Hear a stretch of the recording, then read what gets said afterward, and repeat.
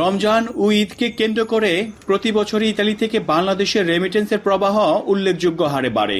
পরিসংখ্যান বলছে এই হার অন্যান্য সময়ের চেয়ে 20 থেকে 30% বেশি। এরই ধারাবাহিকতায় এবারও ঘুরছে রেমিটেন্সের চাকা। ঈদ আনন্দে পরিবারের কাছে টাকা পাঠাতে পেরে খুশি ইতালি প্রবাসী বাংলাদেশিরা। সামনে ঈদ, এজন্য ফ্যামিলির জন্য, আত্মীয় স্বজনের জন্য একটু বেশি করে টাকা পাঠাইলাম, যাতে এরা সুন্দরভাবে ঈদটা করতে পারে। আগের পরিমাণ থেকে এখন একটু বেশি টাকা পাঠান লাগে, কারণ সামনে ঈদের জন্য কেনাকাটার জন্য। কারণ পরিবারের খুশি মানে আমাদেরও খুশি। আসল কাশ্মীরি মানেই স্মার্ট কাশ্মীরি, একটি তাসমিয়া কসমেটিক্স অ্যান্ড টয়লেট্রিজ লিমিটেডের পণ্য।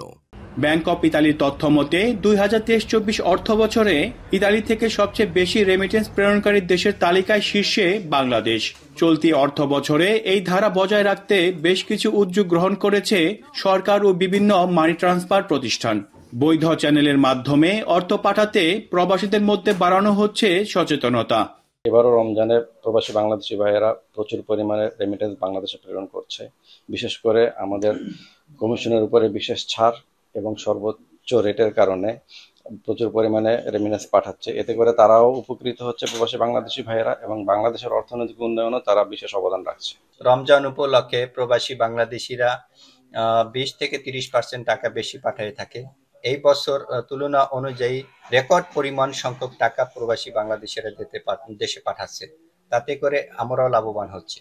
সারা বছরের পাশাপাশি বিশেষ এই সময়ে ইতালি থেকে পাঠানো অর্থ দেশের অর্থনীতিতে বিশেষ অবদান রাখবে বলে মনে করছেন প্রবাসীরা।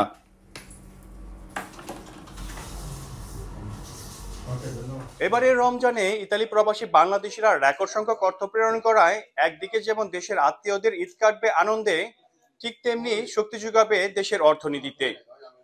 আর এই ধারা অব্যাহত থাকলে বেশ লাভবান হওয়ার কথা জানান মানি ট্রান্সফার প্রতিষ্ঠানগুলো। মনিরুজ্জামান মনির, এখন ইতালি।